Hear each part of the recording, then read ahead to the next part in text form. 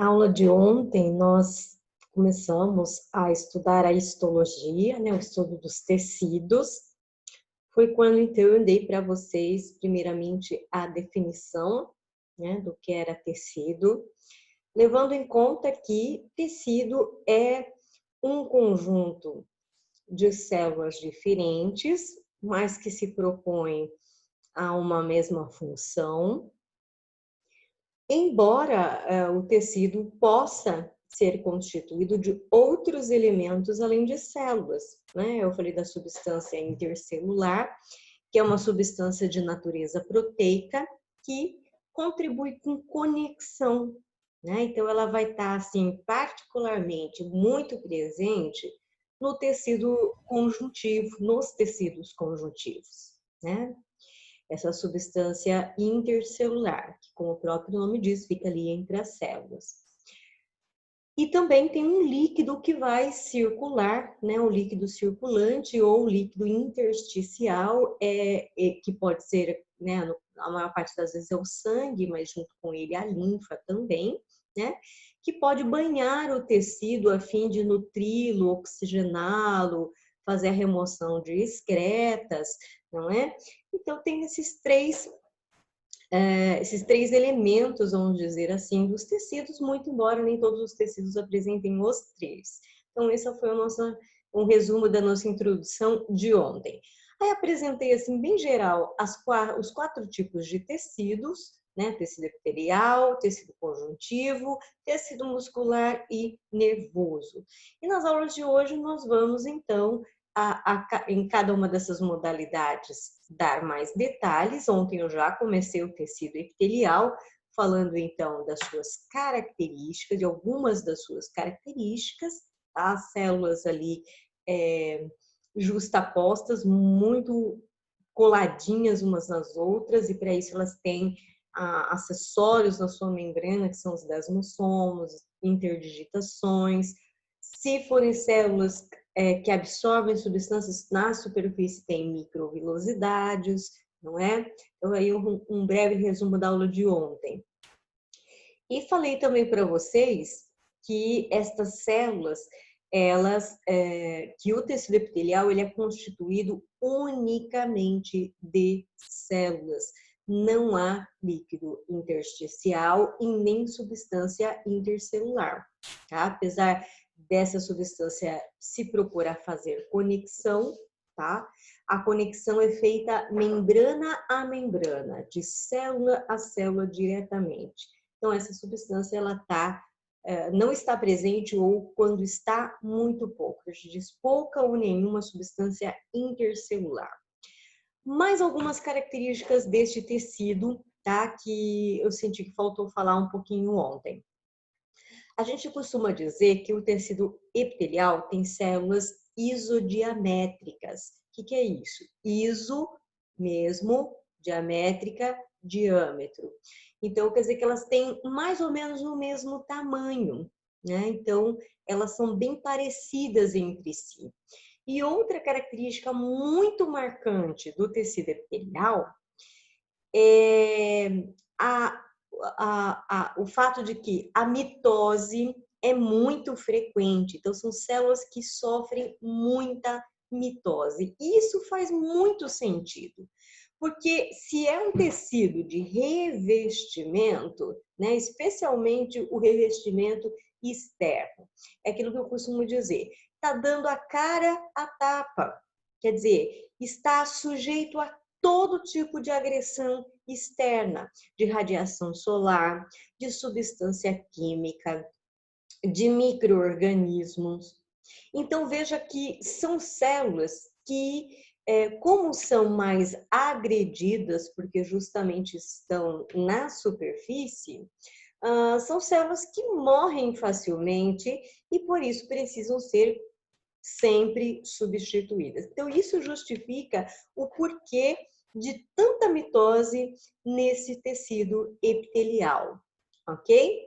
Então, vamos lá, voltar para o planeta bio, vamos ver ali mais alguns aspectos do tecido epitelial, né? Lembra que para cada modalidade existem submodalidades, né? Então, eu estou falando sobre o epitelial de revestimento, ainda vou falar sobre o epitelial glandular, né? Embora este glandular eu já tenha falado até bastantinho dele quando falei de sistema endócrino com vocês, tá certo? Vamos lá, então, para o material do Planeta Bio.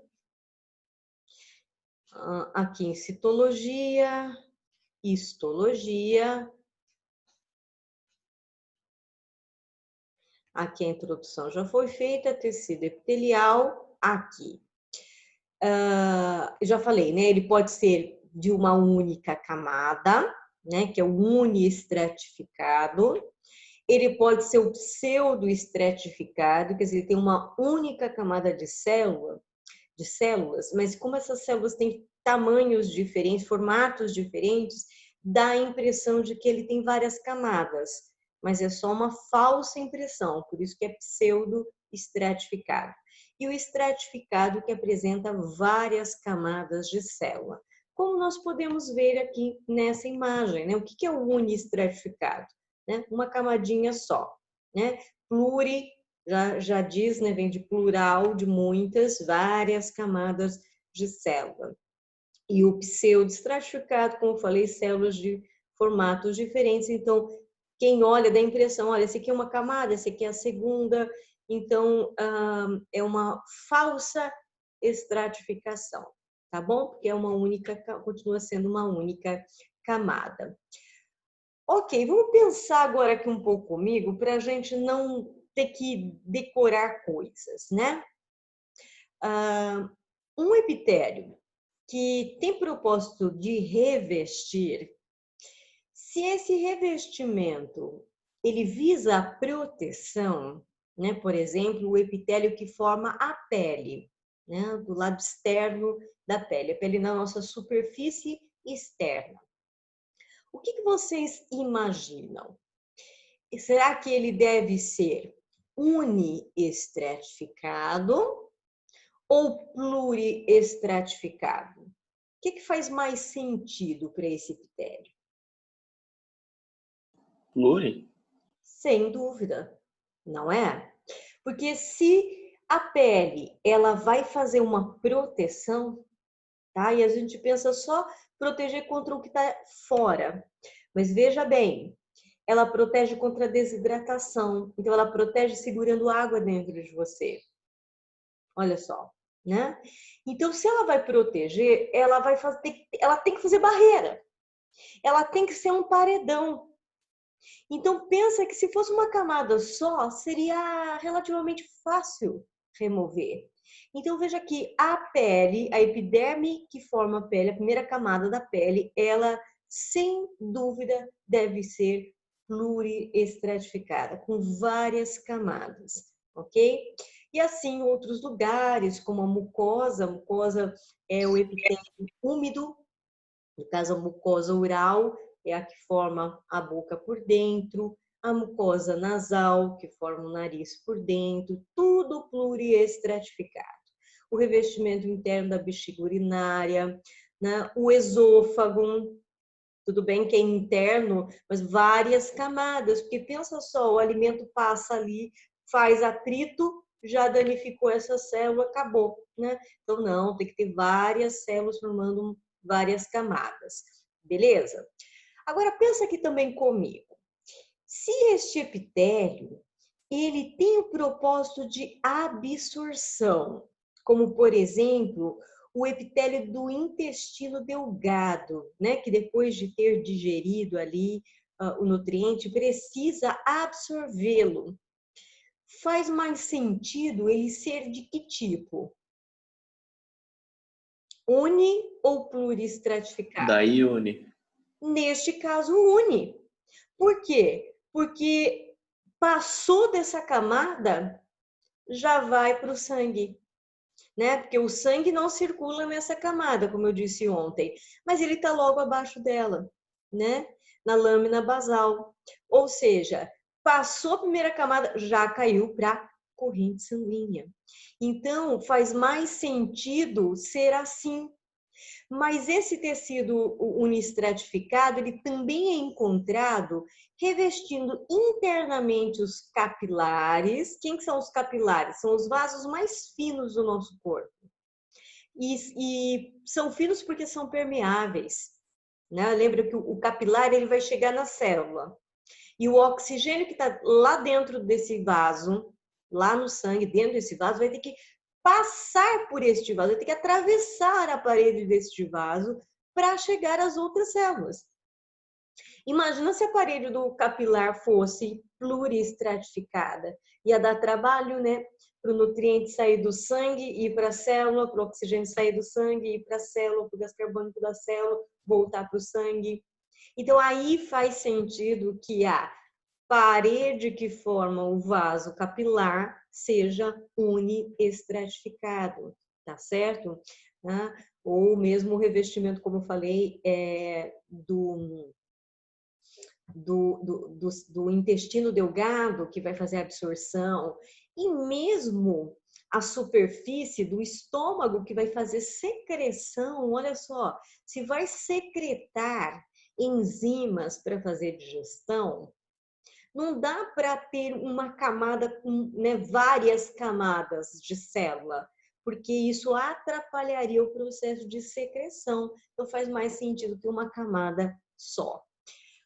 Este pseudoestratificado, ele está particularmente presente na traqueia, ele pode estar presente na mucosa nasal, né, nos brônquios, porque na sua superfície existem cílios, né? E estes cílios, que são dotados inclusive de movimento, eles se movem, então conforme o ar passa por essa região, né, nasal, traqueia, esses cílios, eles retêm partículas, né, que estão no ar, sujeira, micróbios, né? E aí aquilo fica retido nestes cílios. Estas células também secretam muco, que é uma substância pegajosa, é o catarro, né, que está presente ali na região nasal, mas também aqui na traqueia, e sendo ele pegajoso, então todas essas impurezas que entram com o ar vão ficar retidas ali também, né? Então no muco e nos cílios. E estes cílios, como eu falei, eles são dotados de movimento, eles se movem. Então não pense você que este muco, esse catarro sujo vai permanecer ali dentro do seu nariz ou dentro da traqueia, tá? Às vezes ele fica retido ali, a gente tem que, né, retirar, remover, porque acaba até começando a incomodar. Mas a maior parte dele, os cílios mesmo com seus movimentos, se forem os do nariz, né, empurram para trás. Para trás aonde, Sheila? Lá para a faringe e vai jogar isso no esôfago. Ou seja, você vai engolir isso, vai engolir. E não adianta ter nojo porque você faz isso toda hora, tá bom? E vai engolir esse muco sujo e vai cair no suco gástrico. Então não se preocupe, ah, mas porque tá indo sujeira, mas porque tá indo micróbio, não se preocupa não. Caiu no suco gástrico, detona tudo. Tá bom? Então vai acontecer isso. Os cílios, né, desse epitélio vão mover, né, vão mover este muco lá pro esôfago, você vai engolir. OK? E se for na traqueia, vai mover com uma escada rolante para cima. Olha só, move para cima e o muco sobe até o esôfago e você também engole. Tudo bem?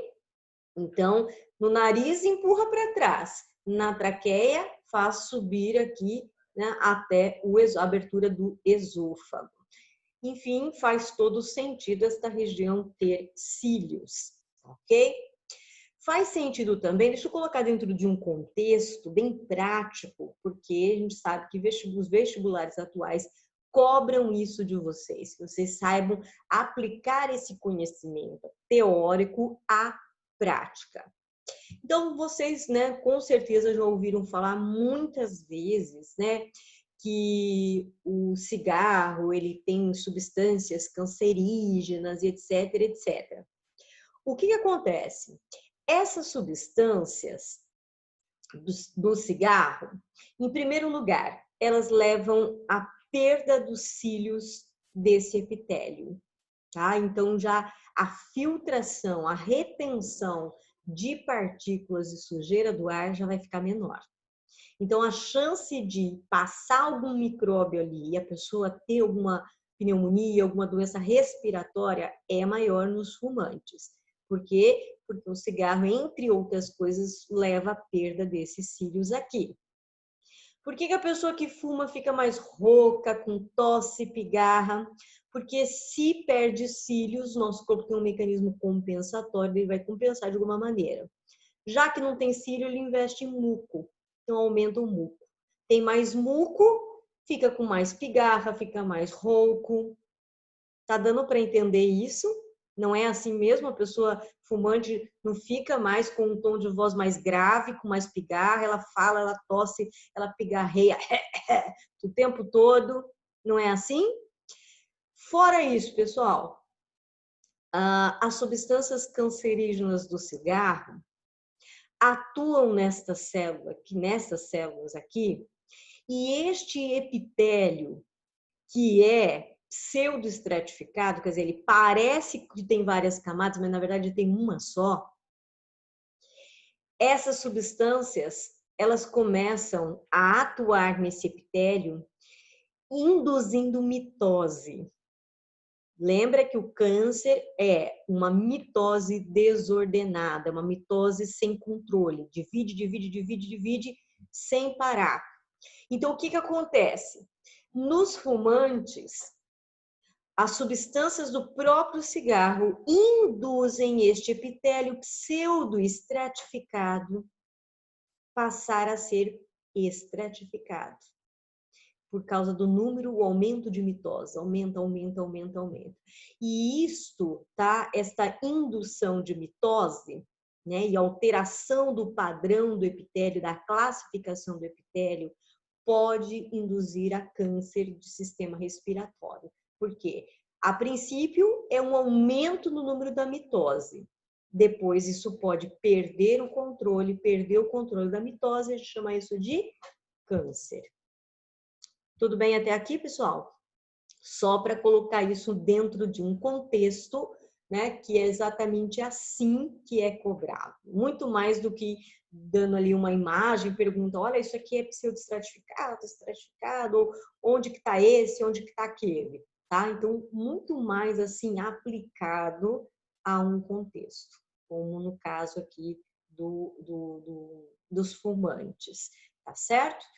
Vamos lá, mais um pouquinho. Vamos mudar agora. Eu falei de epitélio glandular, tá ok? Lembra que o tecido epitelial, ele tem duas modalidades. A primeira é de revestimento, a segunda é de glandular ou de secreção. Ele vai formar glândulas. Então, o que acontece? Este epitélio, no caso, veja que ele é pluriestratificado de várias camadas, ele dobra para dentro. Deixa eu ver se tem alguma imagem. Aqui não tem uma imagem que mostra o passo a passo, mas na apostila de vocês, na página 20, tem isso. Então, você vê uma camadinha, né, várias camadinhas de células, aí elas começam a dobrar-se para dentro, até assumir este formato aqui, tá? Este formato aqui, ou este formato aqui. Neste caso aqui, a glândula, certo? Forma um canal e este canal comunica a glândula com o meio aqui, que pode ser exatamente o meio externo, né?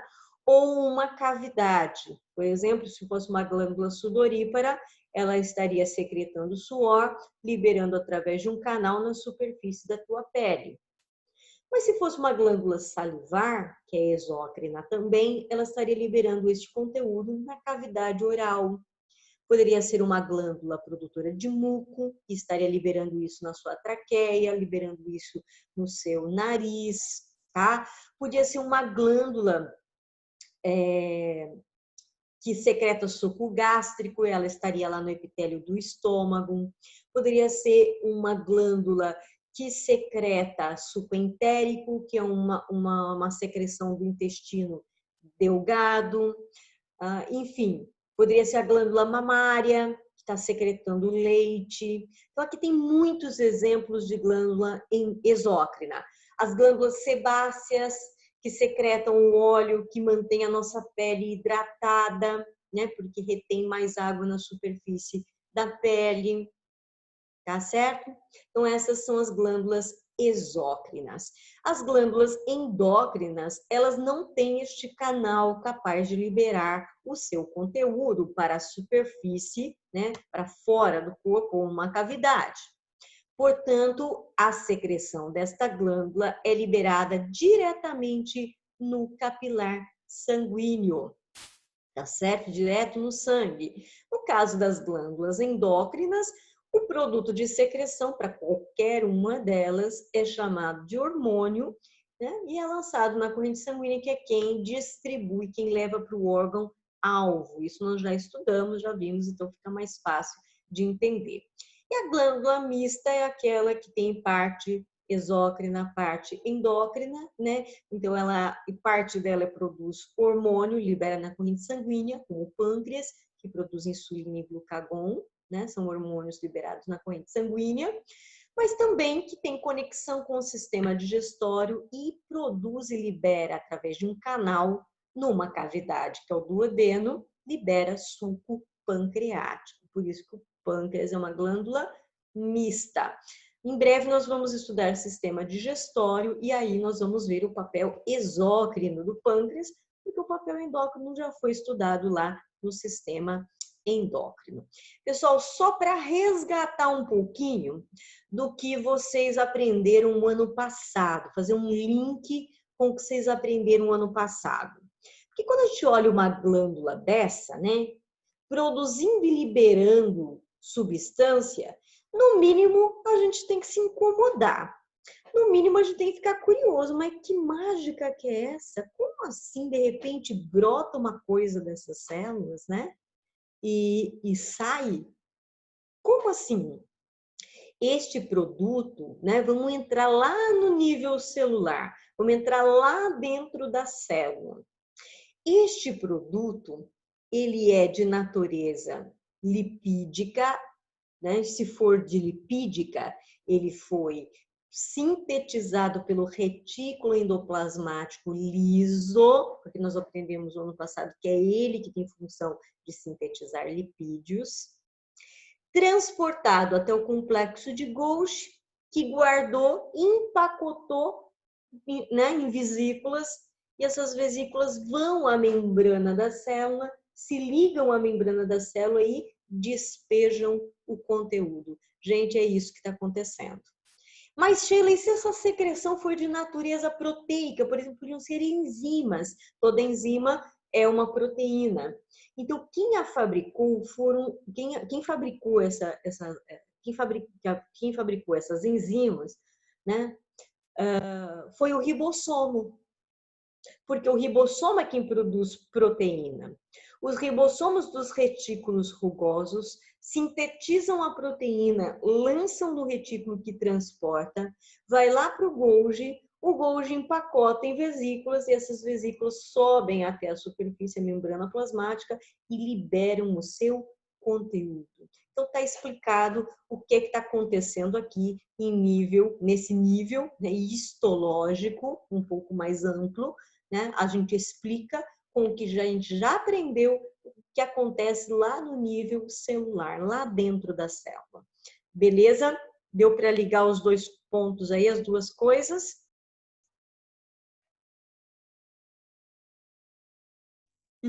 Deu. Maravilha, então, pessoal. Tá? Então, beleza, aqui é só para lembrar, esse slide é só para lembrar quais são as glândulas endócrinas e mistas, isso nós já estudamos, né? Mista é o pâncreas, testículo e ovário, já estudamos. E as exócrinas, um pouquinho delas aqui, né? Aliás, aqui não é. Aqui só para mostrar as especializações. Se as células do epitélio têm que ficar justapostas, então tem que ter desmossomos, né? Tá aqui o desmossomo, a estrutura de filamentos proteicos, que amarra lateralmente as células. Olha que lindo, gente. Olha o retículo rugoso aqui, ó. Só faltou o Golgi aqui para ficar mais bonito, né? É o núcleo, a mitocôndria gera energia, o retículo produz, manda para o Golgi, empacota e libera aqui em cima. Aqui, como é um epitélio que tem função de absorver, então na superfície ele tem essas microvilosidades, tá? E lateralmente os desmossomos, né, as interdigitações são dobras em forma de dedos para ligar. Aqui ele fala das junções gap, né? As junções gap, elas formam pequenas lacunas, gap, né? Uma palavra do inglês que quer dizer lacuna, espaço, né? Então, forma um canal que liga lateralmente as células, até porque elas se comunicam, viu, pessoal? Quimicamente elas conversam, então uma fala com a outra, uma troca ideia com a outra, através dessas junções gap aqui. Então, há fluxos de substâncias aqui entre uma e outra, beleza?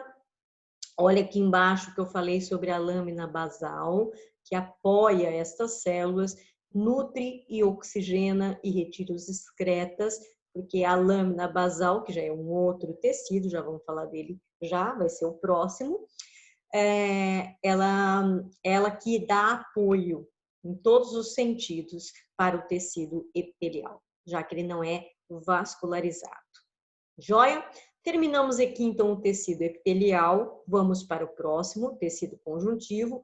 Esse vai dar o que falar, né? Tem muito para falar dele, por quê? Porque ele tem muitas modalidades. Pessoal, só voltar rapidinho no epitelial, só para não dizer que eu não falei, tá? É o seguinte, o tecido epitelial, aliás, todo o tecido ele é constituído de várias células diferentes. Isso eu já falei para vocês, tá? Essas células têm nomes. Eu não estou dizendo o nome delas aqui porque não costuma ser cobrado, exigido que vocês saibam isso, tá? Mas rapidamente, no epitélio, nós vamos encontrar, por exemplo, células chamadas melanócitos. Citocélula que faz o quê? Uma proteína chamada melanina, que é o que dá cor à sua pele. Então, se você é mais moreno, se você é mais... Aí você tem mais melanina do que quem é branco. Quem é negro vai ter mais melanina do que quem é moreno, tá certo? Então, são células produtoras de melanina. Ah, Shirley, a melanina serve só para dar cor à pele? Não. Olha que importante que é essa tal melanina. Ela fica na frente do núcleo. Eu não sei por que não abriu aqui. Deixa eu tentar voltar. Aí, agora foi. A melanina, pessoal, ela é uma secreção, um pigmento que fica na frente do núcleo como se fosse um capuz, uma barreira. Olha que legal, gente. Para que isso? Para evitar mutação. Então, quando você se expõe à radiação solar, o ultravioleta adentra a célula e poderia causar mutação no DNA. Então, para que isso não aconteça, os melanócitos produzem melanina, essa melanina fica na frente, se posiciona na frente do núcleo para protegê-lo, evitando mutação. Tudo bem? Como nos nossos dias atuais de buraco de camada de ozônio, né? Então o ultravioleta não é adequadamente filtrado, é por esta razão que a gente deve usar protetor solar, né? Porque ele protege, ele reduz a agressão desses raios ultravioleta, né? Que tem aqui, porque senão, coitado dos melanócitos que tem que ficar aí produzindo melanina aos montes, e claro que tem um limite genético, né? Por exemplo, eu posso ficar no sol quanto for, né? Chega uma hora, eu vou ficar levemente morena, é o máximo que vai ficar, e mais que isso, começa a ficar vermelho, sinal de que as minhas células já estão incomodadas com aquele sol, já estão sendo agredidas pelo sol, tá certo? Então, quem é mais moreno, quem é negro, vamos dizer, está muito mais protegido contra mutações dos raios ultravioleta do que quem tem a pele mais clara, tá certo? Então, cuidado quem tem a pele clara aí, né? Usa filtro solar, porque senão a pele ela é mais agredida, tem mais chance de ter câncer de pele e de sofrer aí câncer de pele devido justamente à mutação de DNA. Pessoal, fora os melanócitos, que já deu o que falar em vestibular por causa do uso do protetor solar, do buraco da camada de ozônio, etc, etc. Temos outros tipos celulares. Os queratinócitos, que produzem queratina, são os responsáveis pela formação de anexos na epiderme, com a unha, que é feita de queratina, pelos e cabelos, que são feitos de queratina, e as partes mais duras da pele, né, as calosidades da pele, né, como por exemplo ali na região do calcanhar, diz que a gente tem células mortas, né, mortas porque tem muita queratina, então elas ficam mais endurecidas. Claro que elas, o excesso delas deve ser removido por uma questão estética, tá? Mas não pode se remover muito, porque elas existem ali justamente para te proteger. Por que o calcanhar é seco, é mais duro, né? Porque é uma região que dá apoio ao teu corpo. Então, ela precisa ser mais calosa mesmo para te proteger.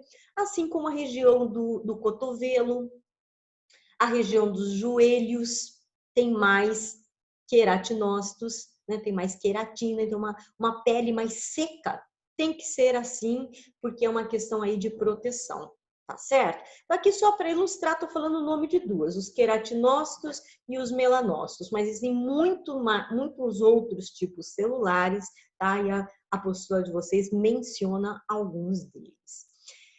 Beleza, vamos lá para o tecido conjuntivo agora. Deixa eu dar uma respiradinha aqui.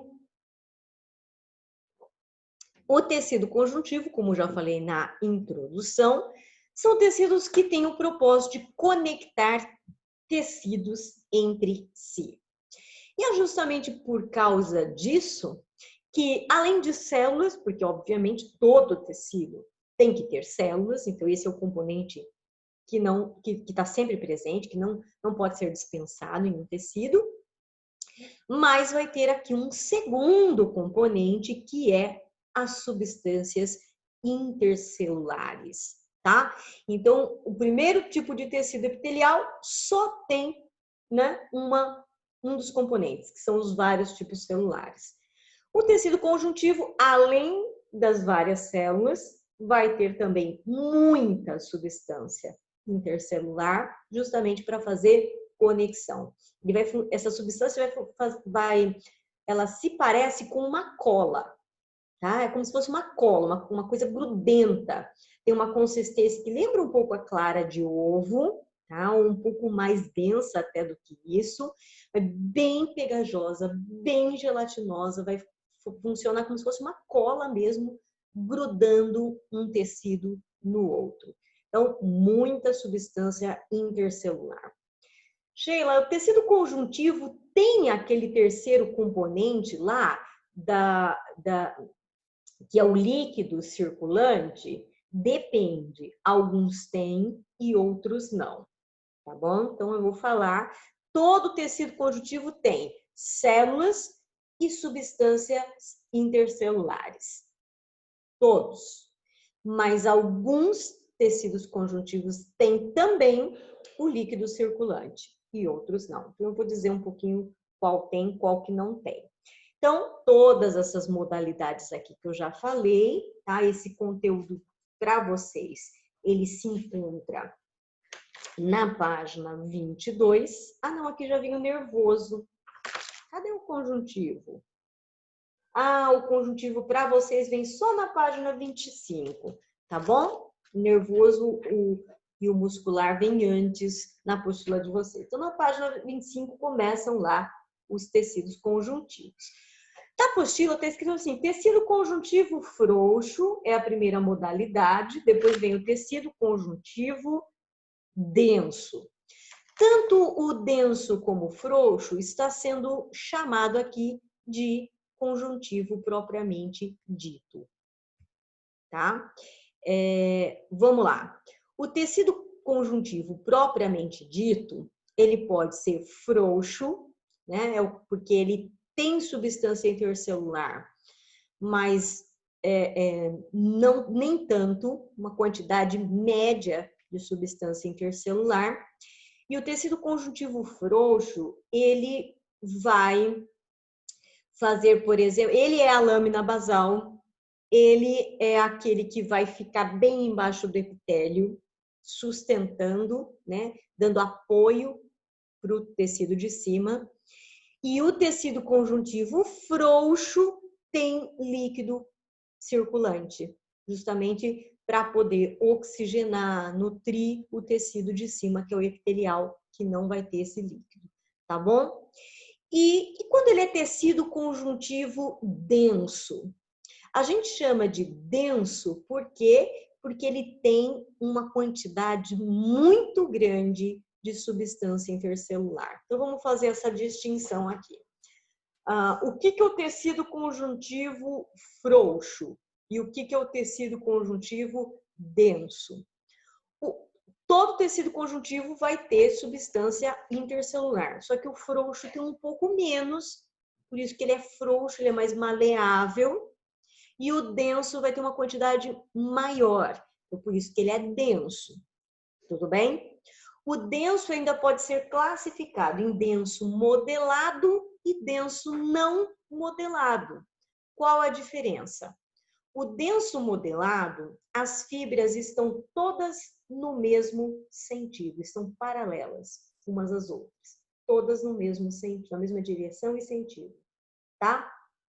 O denso não modelado, eles estão em direções diferentes. Ó, um tá para cá, como os meus dedos, o outro tá para lá, certo? Então, as camadas dessas substâncias, as fibras dessa substância intercelular se dispõem em direções diferentes, tá? E o que isso muda, Sheila? Se elas estiverem todas na mesma direção, como denso modelado, vai dar mais força de tração, certo? Se eles estão em direções diferentes, como ele é denso, ele é firme, vai dar bastante apoio, bastante sustentação, mas ele não vai ter muita tração, muita força de tração.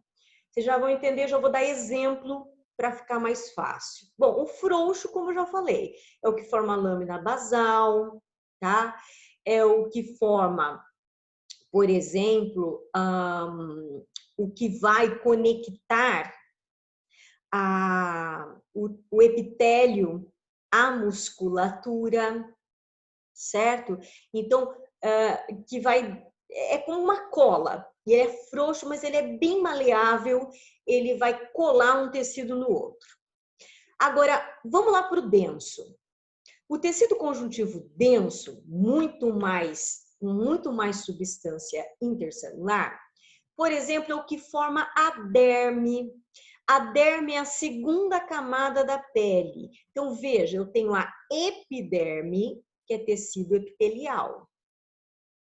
Abaixo dela, eu tenho a lâmina basal, que é tecido conjuntivo frouxo. Abaixo dela, eu tenho a derme, que é tecido conjuntivo denso não modelado. Tá? Então, quer dizer que na derme, as fibras dessa substância estão em direções diferentes. Porque a derme, ela tem o propósito de sustentar a parte de cima, né? A epiderme, o epitélio. Então, ela vai dar firmeza. Por que a pele do bebezinho, aquela pele linda, lisinha, perfeita? Porque ele tem uma derme bem densa, com muita substância intercelular. Vou começar a dar um pouquinho de nome entre as várias substâncias intercelulares que existem. Uma bastante importante, que vocês com certeza já ouviram falar, que é uma proteína, é o colágeno. né? Então, por que que o tecido conjuntivo denso é denso? Porque tem muito colágeno, então ele é firme. Então, a derme sustenta a epiderme de modo que a epiderme fica bem lisinha, bem esticadinha. Sheila, você está querendo dizer que a pessoa, então, que tem ruga, é porque a derme já não é tão densa quanto deveria? Exatamente.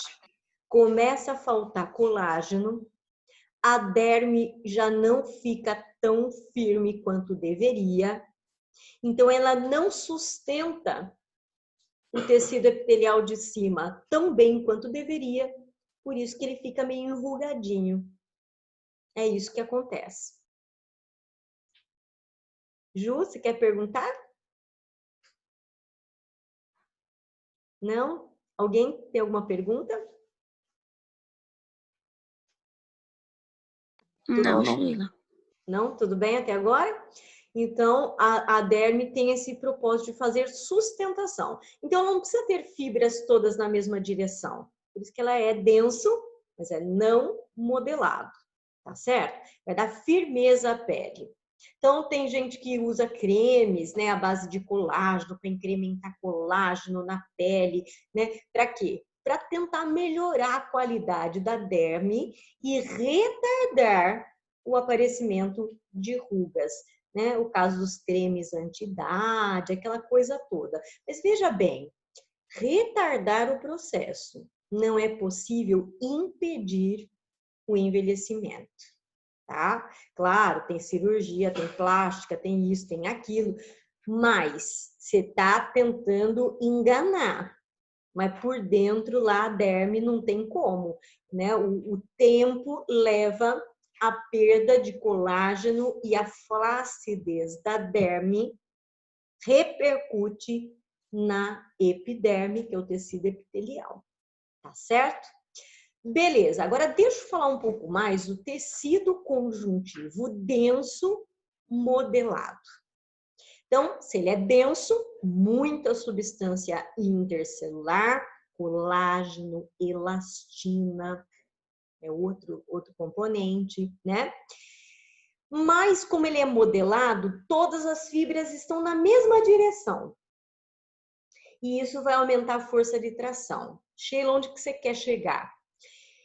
Por exemplo, os tendões e os ligamentos são órgãos constituídos de tecido conjuntivo denso modelado. Certo? Por quê? Porque o ligamento é um cordão fibroso, bem firme, tá? Por isso que é denso, tecido denso, que conecta, olha lá o conjuntivo, que conecta um osso no osso. Então, o ligamento liga o osso no outro osso. Na frente C, daqui a pouco a gente vai estar falando de fisiologia do sistema esquelético, a gente vai falar de ligamento. E aí tem que lembrar que ele é feito de tecido conjuntivo denso modelado. E é isso que vai dar firmeza, tração aí para segurar um osso bem preso no outro. Se um ligamento rompe, o que acontece? Você não consegue fazer movimento mais, tá? Porque, por exemplo, o que conecta o húmero, que é o osso do meu braço, aos outros dois aqui do antebraço, rádio e una, o que liga esses dois nesse? Os ligamentos. Se eu romper o ligamento, já era. Cai tudo aqui, eu não consigo fazer movimento nenhum, tá certo? Então, é ele que faz a conexão dos ossos. Esse é o ligamento. E o tendão? Né? Quando a gente for estudar tecido, quando a gente for estudar sistema muscular, a gente vai falar disso. O tendão também é um cordão fibroso. Então, ele é tecido conjuntivo denso, modelado. Então, quer dizer que além de firme, ele tem tração. O tendão, ele vai ligar o osso no músculo. Ligamento, liga osso no osso. Tendão liga osso no músculo. Então, o meu bíceps, esse músculo aqui, contrai. Quando ele contrai, ele puxa esses dois ossos aqui. Por quê? Porque ligando este músculo a esses dois ossos aqui, tem um tendão, tá? E por que que ele faz essa força de tração? Ele consegue tracionar e puxar o meu braço aqui. Porque ele é um tecido conjuntivo denso, conjuntivo que está conectando um tecido no outro, denso porque ele tem grande quantidade de substância intercelular, modelado na mesma direção, mais tração, mais força para fazer os movimentos. Tá bom, pessoal? Então, esse é o tecido conjuntivo denso modelado. Ok? Deu para entender a diferença entre o tecido conjuntivo frouxo e denso e entre o denso modelado e não modelado? Uhum. Porque é muita informação, né? Muita coisa. E tem mesmo, olha quanto que tem, olha quanto que tem aqui de coisa, de informação, e o quanto ainda vai ter de tecido para a gente falar. Vamos lá, mais um pouquinho, olha aqui. Aqui tá melhor ainda. Melhor explicado, ó. O conjuntivo que ele está chamando de propriamente dito se divide em frouxo e denso, né? O frouxo dá apoio ao epitélio, envolve vaso sanguíneo, envolve nervos. Olha só, ele só vai fazer conexão. Ele é frouxo, pouca substância, ele tem substância intercelular, uma quantidade média, tá? O denso tem muito mais. Então, se for não modelado, não tem tração, só vai dar sustentação, é o caso da derme, né? Modelado para dar tração, vai formar tendões e ligamentos. Perfeito? Entendido isso, nós vamos às outras modalidades de conjuntivos, que é que ele está chamando de tecidos conjuntivos especiais. Especiais porque, além de fazer conexão, vão fazer muitas outras coisas também. É o caso do tecido adiposo, do cartilaginoso, do ósseo e do hematopoiético, tá? A postura de vocês, eu acho que chama esse de hematocitopoiético. É tudo a mesma coisa, o tecido sanguíneo. Sheila, é muito mais fácil falar tecido sanguíneo. Concordo com você. Só que o nome mais usado é hematopoiético ou hematocitopoiético. São esses outros nomes aí. Beleza? Então, são desses outros que nós vamos falar agora. Vamos ver se temos aqui mais. Aqui, ó. Aqui ele vai direto para o ósseo. Vamos ver se ele tem um que fala de... Aqui tudo ósseo. Acho que ele não vai falar de adiposo. Ele já foi para o tecido sanguíneo, cartilagem. O adiposo, ele não fala. Então, vamos voltar para cá.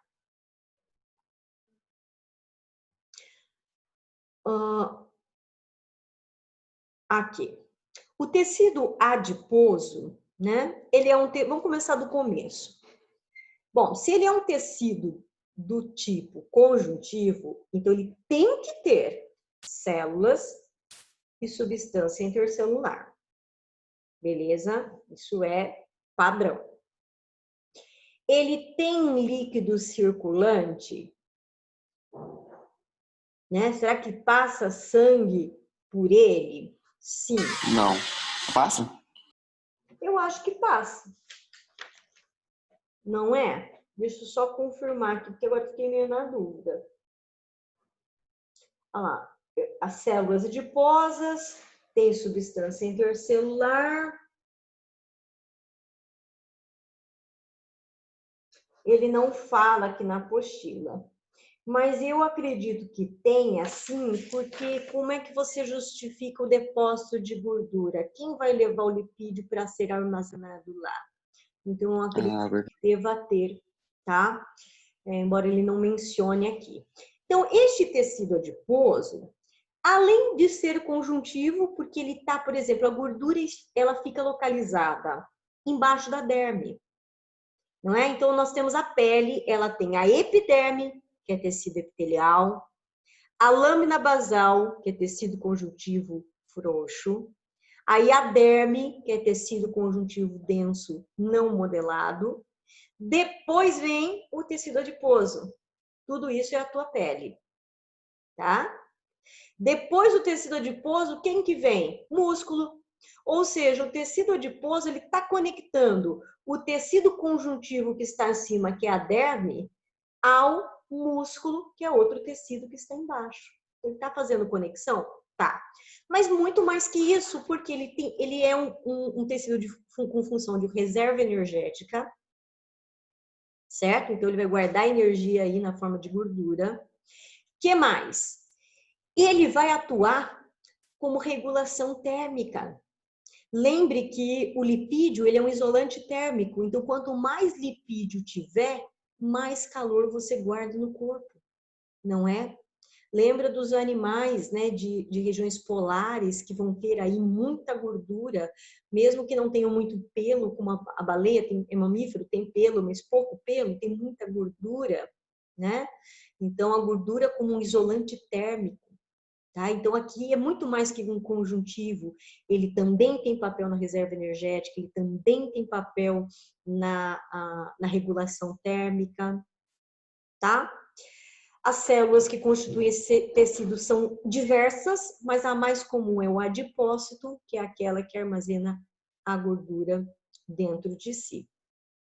Vamos ao tecido cartilaginoso. Tanto o cartilaginoso quanto o ósseo tem a finalidade de sustentar. Os dois servem para sustentar. Claro, além de conectar, porque ele é um conjuntivo, eles vão sustentar.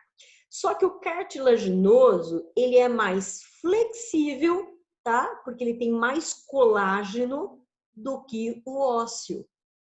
O ósseo, ele, aliás, é bom dizer isso, acho que em algum momento eu já disse isso para vocês, mas já disse sim. O primeiro esqueleto, vamos pensar em termos de evolução, o primeiro esqueleto que surgiu no vertebrado foi cartilaginoso. Lembra lá dos peixes cartilaginosos? E antes deles tinham os ciclóstomos, que tinham um esqueleto cartilaginoso. Tudo bem? E quando a gente é feto, o primeiro esqueleto que a gente forma, qual é? Cartilaginoso. Depois, há um processo de deposição de minerais como fósforo e cálcio nessa cartilagem e essa cartilagem vai endurecendo. Por que eu estou dizendo isso? Para que você entenda que o tecido, todo o tecido ósseo, um dia ele já foi cartilaginoso, mas ele passou por um processo de incorporação de minerais para se tornar mais rígido. Então, aí ele deixou de ser cartilaginoso e passou a ser ósseo, tá bom? Então, ele... Sheila, deu horário. Já deu? Ai, desculpa, gente, eu já até passei. Imagina. Obrigada por me avisar, tá? Imagina. Mas então, é isso por enquanto, né? Mas é que tem muita informação mesmo. Então, até daqui a pouquinho, porque temos mais... Até, Sheila. Até.